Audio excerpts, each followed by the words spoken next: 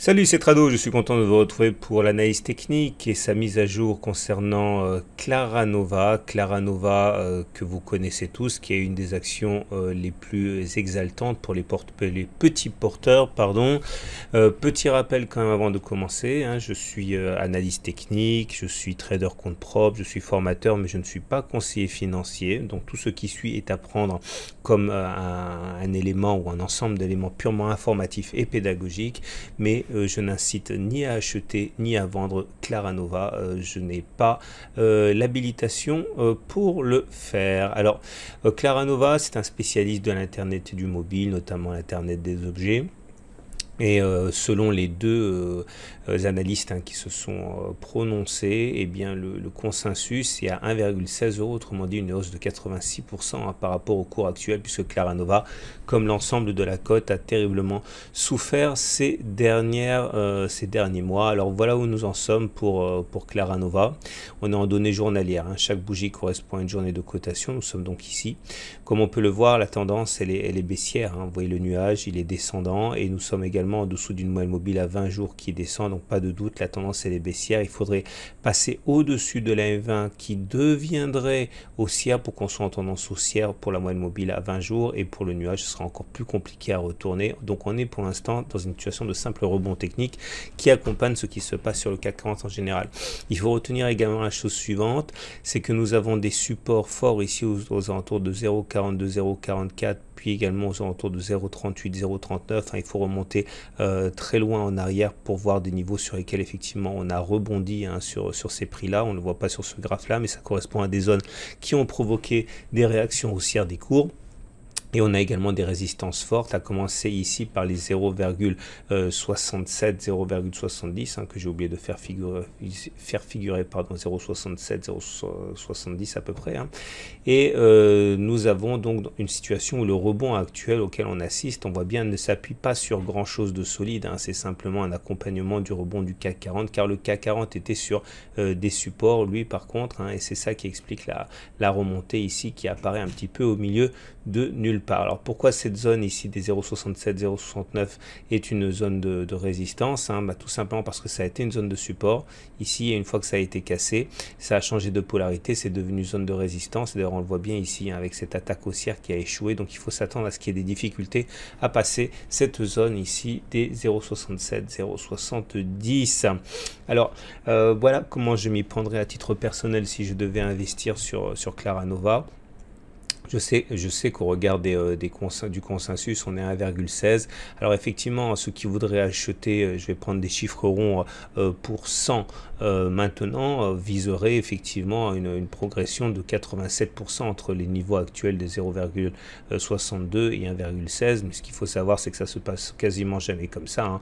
On monte en escalier, on descend en escalier, vous voyez. Et il y a fort à parier pour qu'un retour sur les 0,42, 0,44, voire même les 0,38, 0,39 soit possible, surtout si le CAC 40 recommence à descendre. Donc c'est un petit peu, à mon avis, téméraire d'acheter pour 100 maintenant. Si on envisage de mettre 100, à titre personnel je mettrais plutôt 50 éventuellement maintenant pour être sûr de ne pas louper le train, et je garderai 50 pour investir au cas où on reviendrait sur 0,42 ou même 0,39. Il faut choisir, voire même éventuellement acheter 0,33 maintenant et puis 0,33 sur 0,42 et 0,33 sur 0,39. Comme ça, eh bien si on part comme une flèche vers 1,16, eh bien on est déjà dans le bateau, puisqu'on a acheté. Et par contre, si on descend jusqu'à 0,42, 0,44, ça permet de renforcer la position avec un risque qui est égal à celui qu'on aurait pris en achetant 100 tout de suite, mais avec la possibilité, d'améliorer la performance si par la suite on va chercher 1,16, 2, réduire la perte si on s'enfonce dans les abysses et qu'on décide de sortir, puisque on aura acheté plus bas une partie de sa position. Donc c'est beaucoup plus prudent et ça permet d'améliorer effectivement le résultat du trade, qu'il soit gagnant ou perdant.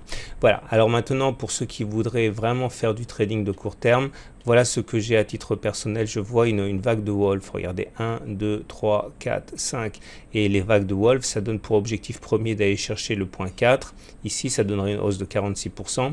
Et pour objectif 2, d'aller chercher un contact avec la ligne 1,4. Autrement dit, le point 6 ici. Ça donnera un objectif de 70%.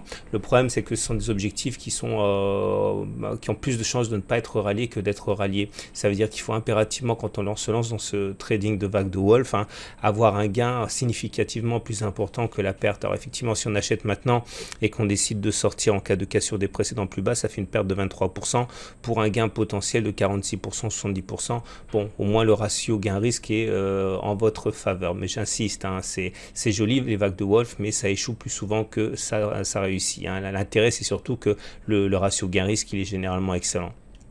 Alors, pour terminer, j'aimerais vous montrer la situation sur le CAC 40. Voilà, ça c'est le CAC 40. Alors là, pareil, vous voyez une superbe vague de Wolf. 1, 2, 3, 4, 5 et 6. Si on allait chercher le point 6 ici, c'est merveilleux. Autrement dit, au point 5, on savait déjà que ça allait peut-être descendre de 20%.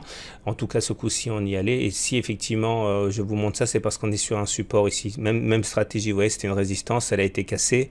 Et elle est donc changée de polarité, est devenue support. C'est pour ça que le timing pour éventuellement acheter est meilleur que si on n'avait pas été sur un support. Voilà ce que j'avais à vous proposer. Donc on retiendra, pour faire simple, que la tendance elle est toujours baissière, qu'on a une résistance en face de nous, qu'il est dangereux d'acheter en un coup, et que moi, si je devais acheter, je m'y prendrais de la manière dont que je vous ai exprimé tout à l'heure. Voilà, je vous donne rendez-vous sur mon blog si vous désirez regarder l'analyse du CAC 40 tous les jours, et également des indices, puisque l'analyse hebdomadaire vous montre si effectivement c'est le bon moment d'acheter des actions ou s'il vaut mieux attendre.